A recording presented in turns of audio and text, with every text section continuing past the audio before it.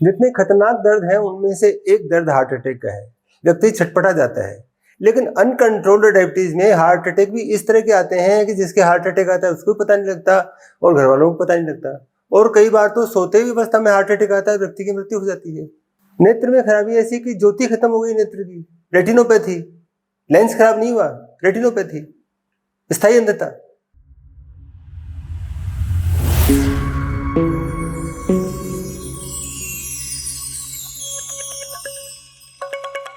Hello friends, diabetes की series में आप सभी का बहुत बहुत स्वागत है। मैं हूं डॉक्टर MP शर्मा। आज की वीडियो में अपन समझेंगे एक गंभीर लक्षण, न्यूरोपैथी। तंत्रिका तंत्र के सेल्स जिनसे मिलकर तंत्रिका तंत्र बनता है, नर्वस सिस्टम बनता है, उनको न्यूरॉन कहते हैं। सारे सेल्स में ग्लूकोज की एंट्री के लिए इंसुलिन चाहिए, न्यूरॉन को भी इंसुलिन चाहिए। इंसुलिन के अभाव में जो अनकंट्रोल्ड डायबिटीज में हो जाता है, न्यूरॉन में भी ग्लूकोज की एंट्री नहीं होगी, और इनको भी ऊर्जा के लिए ATP चाहिए। ग्लूकोज का अभाव है तो ATP इनमें भी नहीं बनेगी। इसके कारण इनमें विकृतियां आती हैं और न्यूरॉन की विकृति कहलाती है न्यूरोपैथी। और न्यूरोपैथी के कारण बहुत सारे और लक्षण उत्पन्न होते हैं। तो ये न्यूरॉन, ये सामान्य अवस्था है, इंसुलिन भी है, ग्लूकोज भी है, सारे काम सामान्य होंगे, कहीं कोई खराबी नहीं है। लेकिन अनकंट्रोल्ड डायबिटीज है, ऊर्जा की कमी होगी, न्यूरोपैथी होगी। एक लक्षण जो अपन समझेंगे साइलेंट हार्ट अटैक का, हमारे शरीर में पेन रिसेप्टर्स हैं, दर्द के संवेदांग हैं, वो मर जाते हैं। रेटिना क्षतिग्रस्त होती है, स्थायी अंधता हो जाती है। डायबिटिक फुट, पैर को काटने की नौबत आ जाती है, गैंग्रीन बन जाता है। और ब्रेन, लास्ट में ब्रेन के न्यूरॉन समाप्त होने लगते हैं और बेहोशी की हालत में चला जाता आदमी, डायबिटिक कोमा कहते हैं, और उनकी मृत्यु हो जाती है। तो इनको अपन एक एक करके समझते हैं। एक सरल सा चित्र बनाया है। बहुत सारे न्यूरॉन मिलकर ब्रेन बनाते हैं। यहाँ से तंतु निकलते हैं, तंतु वो मसल्स तक जाते हैं आदेश लेकर। इनको अपन प्रेरक तंतु, मोटर फाइबर्स कहते हैं। और विभिन्न प्रकार के काम जो हम मसल्स की सहायता से, मांसपेशियों की सहायता से करते हैं, उनका आदेश लेकर जाने वाले ये फाइबर प्रेरक तंतु। और इसी तरह से विभिन्न प्रकार के संवेदांग, सेंसरी ऑर्गन्स, वहां से समाचार लेकर आने वाले फाइबर्स को सेंसरी फाइबर या संवेदी तंतु कहते हैं।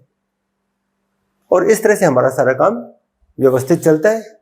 लेकिन अनकंट्रोल्ड डायबिटीज में ये दोनों तरह के फाइबर्स, दोनों तरह के सेल्स, उनकी न्यूरोपैथी होती है, सेंसरी की भी और मोटर की भी। इनकी यदि न्यूरोपैथी होगी तो इफेक्टिव कंट्रोल नहीं रहेगा मसल्स पर हमारे ब्रेन का। और यदि इनकी न्यूरोपैथी होगी तो संवेदांग जो काम कर रहे हैं वो यहां तक समाचार नहीं पहुंचेगा। अब संवेदांग भी बने हुए हैं न्यूरॉन के ही, खास तरह के न्यूरॉन बदलकर संवेदी न्यूरॉन बनाते हैं, सेंसरी न्यूरॉन बनाते हैं।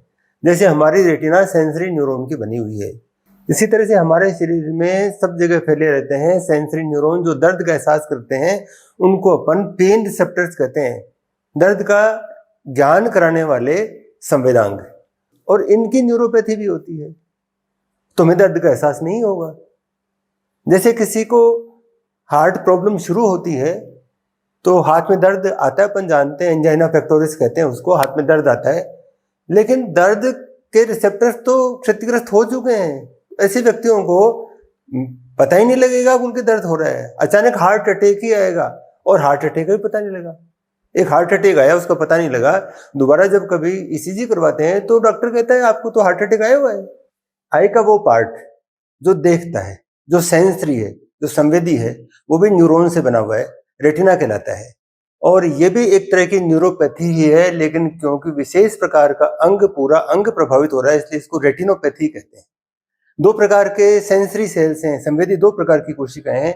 एक रोड्स जिनका ये भाग छड़ की तरह का है, एक कोन्स जिनका ये भाग शंकु की तरह का है, रोड्स और कोन्स। इनके द्वारा रात्रि में देखा जाता है, इनके द्वारा दिन में देखा जाता है। इनसे रंगों का ज्ञान भी होता है।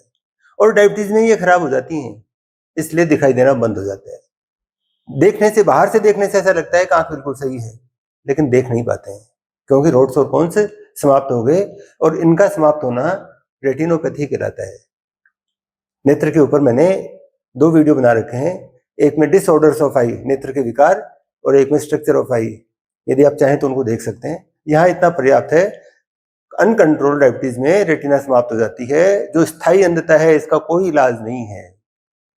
आंखें हैं, सुंदर सी आंखें हैं, लेकिन देख नहीं सकते हैं उनसे। लंबे समय तक अनकंट्रोल्ड डायबिटीज रहे तो डायबिटिक फुट जैसी अवस्था उत्पन्न होती है। फुट का मतलब पैर का पंजा। वहां पर बहुत सारे विकार उत्पन्न होते हैं। नंबनेस होती है क्योंकि पैर की तंत्रिकाओं की विकृति हो गई, पैर की तंत्रिकाओं में न्यूरोपैथी हो गई, तो सूनापन आ जाता है। ये एक निशानी है। वहां पर फ्लूइड इकट्ठा होगा, सेल्स के चारों ओर जो तरल इकट्ठा हो रखा है उसमें ग्लूकोज भी है, और इस ग्लूकोज के कारण इन्फेक्शन भी होते हैं। और ये इन्फेक्शन ठीक भी नहीं होंगे क्योंकि जो पैथोजेंस हैं, जो बैक्टीरिया फंजाई हैं, उनको ग्लूकोज के द्वारा पोषण मिल रहा है, तो वो ठीक भी नहीं होंगे। दवाई लेते हैं, हल्का सा आराम हो जाता है, फिर लापरवाही कर जाते हैं, इन्फेक्शन बढ़ते रहते हैं। और जैसे टाइट जूते पहनते हैं उसके कारण जो ब्लिस्टर्स होते हैं, जो फफोले हो जाते हैं, उस तरह के फफोले भी होने लगते हैं। इनमें इन्फेक्शन होता है। पैर में चोट लगती है, उसका पता नहीं लगता है क्योंकि सूनापन आ चुका है। तो ये घाव नहीं बढ़ते, सूजन आ रखी है। अल्टीमेटली घाव इतने ज्यादा हो जाते हैं कि गैंग्रीन डेवलप हो जाता है और पैर काटने की नौबत आती है। डायबिटीज के पेशेंट्स को पैर का विशेष ख्याल रखने की सलाह दी जाती है। पैर की साफ सफाई ठीक से रखनी चाहिए, वहां कोई घाव नहीं होना चाहिए, वहां कोई इन्फेक्शन नहीं होना चाहिए, और डायबिटीज को कंट्रोल में रखें जिससे न्यूरोपैथी नहीं हो। ये सबसे खराब अवस्था, अंतिम अवस्था, डायबिटिक कोमा, बेहोशी, मूर्छा, लंबे समय तक, 1.5-2 महीने, 2.5 महीने तक यदि ब्लड ग्लूकोज लेवल 500 से 600 रहे तो ये अवस्था आ जाती है। कीटोएसिडोसिस इतना ज्यादा हो जाता है कि ब्रेन की सेल्स भी मरने लगती हैं, वहां न्यूरोपैथी हो जाती है और व्यक्ति बेहोशी की हालत में पहुंच जाता है और अंत में मृत्यु हो जाती है। सामान्यतया डायबिटिक कोमा में जाने के बाद में व्यक्ति होश में नहीं आते, मृत्यु हो जाती है। इस पार्ट में बस इतना ही। नेक्स्ट पार्ट में समझेंगे अपन ग्लाइसेमिक इंडेक्स को तथा इंसुलिन के सीक्रेशन की 2 फेज हैं उनको। अब चलते चलते एक आवश्यक बात, यदि वीडियो आपको अच्छा लगा हो तो उसको लाइक करें, शेयर करें और चैनल को सब्सक्राइब करें। चलिए मिलते हैं नेक्स्ट पार्ट में, तब तक के लिए बाय।